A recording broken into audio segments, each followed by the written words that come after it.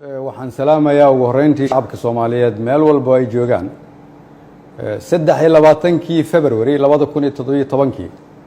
ayaa la ii magacaabay xilka ra'iisul wasaarenimada qiyaastii 1247 maalmood ayaa ka soo wareegtay muddadaas 3 sano iyo barka ah waxaan dalka Soomaaliyeed ugu adeegayay daacadnimo karti iyo hufnaan anigoo aaminsan inay ahayd waajib dalkayga iyo dadkayga ka saaran muddadaas xukuumadda iyo aniguba waxaan ku guuleysanay howlo waaweyn waxaa ka mid ahaa inaan dib u habeyn ballaaran oo dhaxalgal ah ku samayno ciidamada qaranka oo maanta soo gaaray meel ay u diyaarsan yihiin inay la wareegaan amniga guud ee dalka inaan dib u habeyn ballaaran ku samaynay nidaamka maaliyadda dalkeenna oo dunidu noo soo istaagtay soo celinay kalsoonidii uu caalamku nagu qabay kuna qabay hay'adaheena dhaqaale oo inoo saamaxday in laynaga cafiyo deyn lagu lahaa dalkeenna muddo dheer dadaalkaasi waxa uu ku dhacay soo jeed iyo iyadoo la geliyey wakhti badan waxaan la dagaalanay musuqmaasuqa waxaan gudbinay shuruucdii ugu badnaa ee xukuumadda ay gudbiso waxaan ku guuleysanay mushaarka shaqaalaha bixinteeda iyo mushaarka ciidanka oo bil walba laga soo bilaabo Janaayo 2017 uu qof waliba qaatay waxaan ku guuleysanay dowlad wanaag iyo amaano waxaan ku guuleysanay annagoo dib u soo nooleynay sharaftii ummadda Soomaaliyeed si loo ilaaliyo dhammaan guulahaas ay xukuumadda iyo shacabka Soomaaliyeed gaareen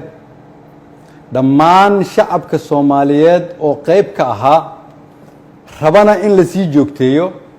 waxaa lagama maarmaan ah ilaalinta nidaamka awood isku wareejinta dalka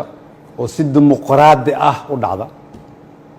anigoo gudanaya waajibka arrinkaas iga saaran ayaan xukuumadda faray inay ka shaqeyso in dalku aado doorasho lagana fogaado muddo kororsi oo dhalin kara khalkhal siyaasadeed mid amni iyo mid dhaqaale waxaan ka shaqeynay isu keenidda dowlad goboleedyada iyo dowladda federaalka isugu keenay magaalada Dhuusamareeb si go'aan loo dhan yahay looga gaaro doorashada hadda dalka ku soo fool leh waxaan isku raacnay in la isku soo laabto 15 Agoosto si loo dhammaystiro geedi socodka doorashooyinka dalka inkasta oo kulamadii Dhuusamareeb horumar fiican laga sameeyay haddana waxaa muuqata in weli uu socdo fikirkii ku aadanaa muddo kororsiga oo salka ku hayay wixii maanta ka dhacay golaha shacabka fikirkaas oo aan mar hore ka digay oo aan aaminsanahay inuu keeni karo khalkhal siyaasadeed dalkana dib u celin karo ayaan waxaan mar kale xasuusinayaa ummadda Soomaaliyeed in dalka 4 sano mar ay doorasho ka dhacdo iyadoo xukunkii ay qoro isu dhiib inay tahay dhaqan sax ah oo dalkan lagu bartay ayna tahay kulligeen inaan ilaalino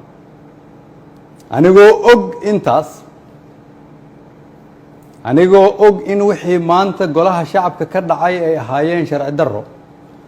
aan loo marin habraacii saxda ahaa ee xilka qaadis xukuumadeed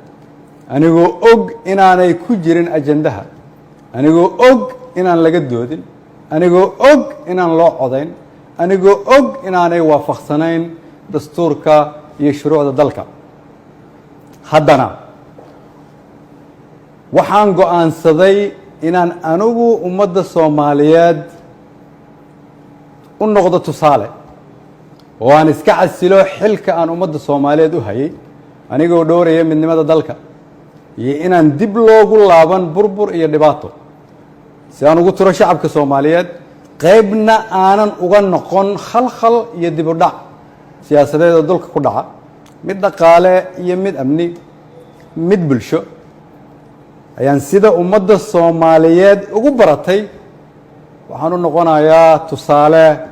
inaanan marna halkan xukun u joogin laakiin aan u joogay inaan shacabka Soomaaliyeed u adeego waxaan u mahad celinayaa madaxweynaha oo fursad ii siiyay inaan shacabkayga u adeego golahaygii wasiirada oo igu garab istaagay inaan dalkan samata bixino shacabka Soomaaliyeed oo hiil iyo hooba ila garab taagnaa iina ogolaaday inaan soo hor istaago oo aan u shaqeeyo mar walbana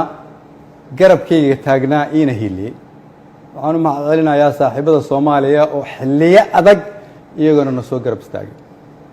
ummadda Soomaaliyeed waxaan u rajaynayaa barwaaqo dalkan rajo ayaan ka leenahay kulligeen